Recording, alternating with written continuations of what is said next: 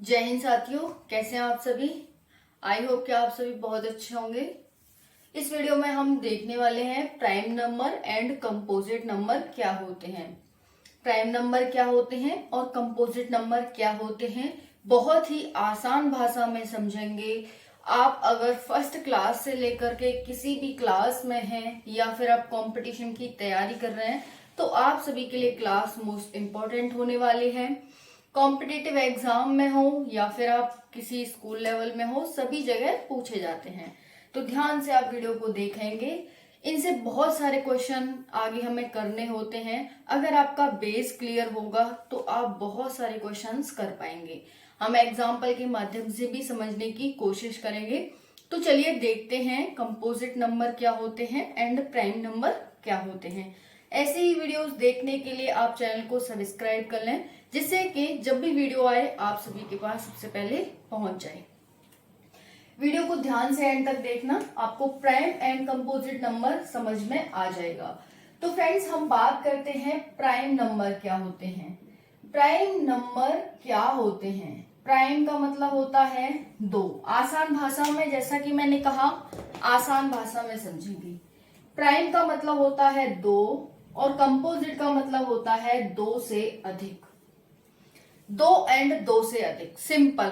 इसी से आपको समझ में आ जाएगा कि प्राइम क्या है और कंपोजिट क्या है। तो हमने कहा प्राइम नंबर की जब हम बात कर रहे हैं तो सिर्फ हमने दो लिखा, और कंपोजिट की बात कर रहे हैं तो हमने दो से अधिक लिखा। तो क्या है ये दो और ये दो से अधिक? तो चलिए देखते हैं। फ्रेंड्स, प्राइम नंबर एक ऐसा नंबर होता है जिसके सिर्फ दो फैक्टर होते हैं। प्राइम नंबर कैसा नंबर होता है? ऐसा नंबर होता है जिसके सिर्फ दो फैक्टर होते हैं। वहीं पर कंपोजिट नंबर कैसा नंबर होता है? तो कंपोजिट नंबर ऐसा नंबर होता है जिसके दो से अधिक फैक्टर हो। क्लियर हो गया आपको इतना? चलिए, अब ठीक है, दो फैक्टर हो तो कैसे दो हो? अगर देखो मैं 1 लिखती हूं तो क्या इसके दो फैक्टर हैं? 1 के क्या दो फैक्टर हैं? क्या ये दो संख्याओं से डिवाइड हो रहा है? आप मुझे सोचकर बताएं।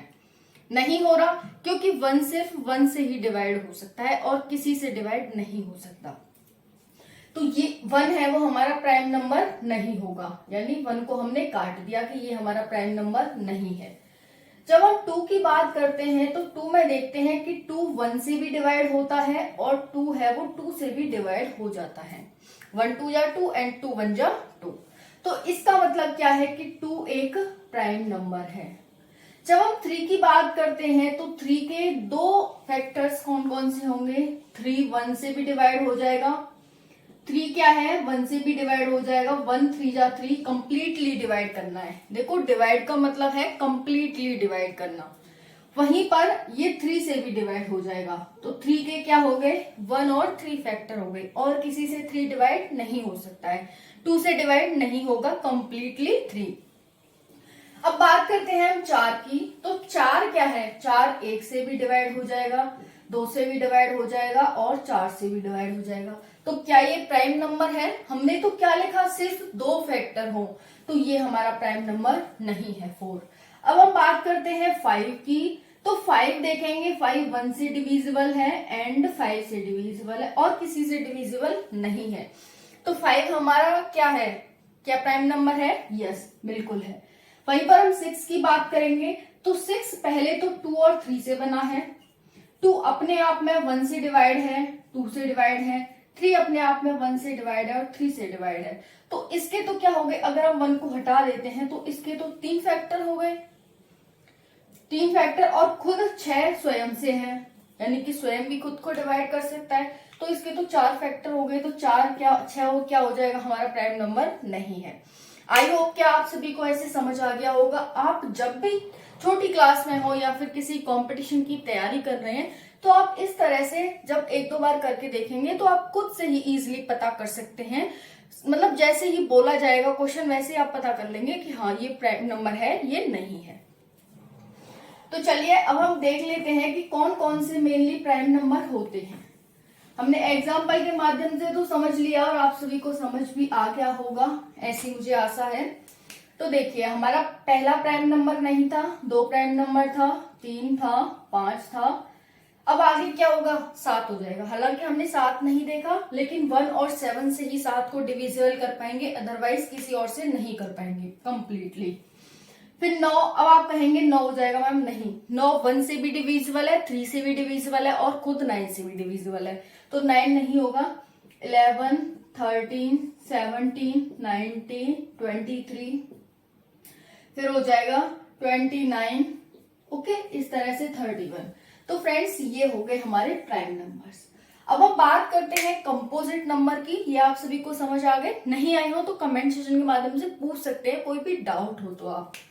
अब हम बात करते हैं कंपोजिट नंबर की। कंपोजिट नंबर क्या होते हैं? तो फ्रेंड्स मैंने क्या कहा, 2 से अधिक जिसके फैक्टर्स हो वो कंपोजिट नंबर होता है।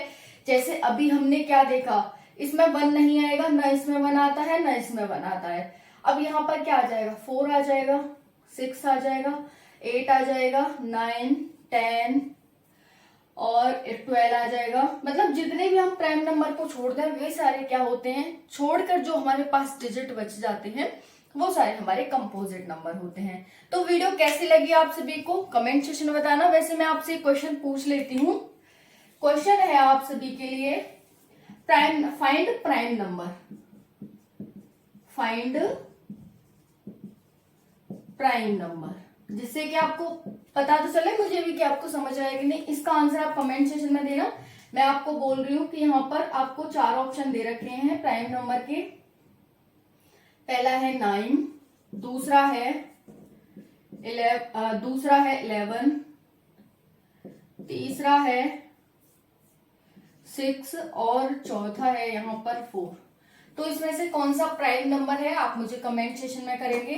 दूसरा है composite number, find composite number. Composite number आपको फाइंड करना है।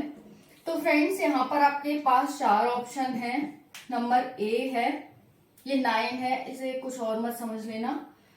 कंपोजिट नंबर में है आपके पास 36, बी है 1, सी है 11 और डी है 19।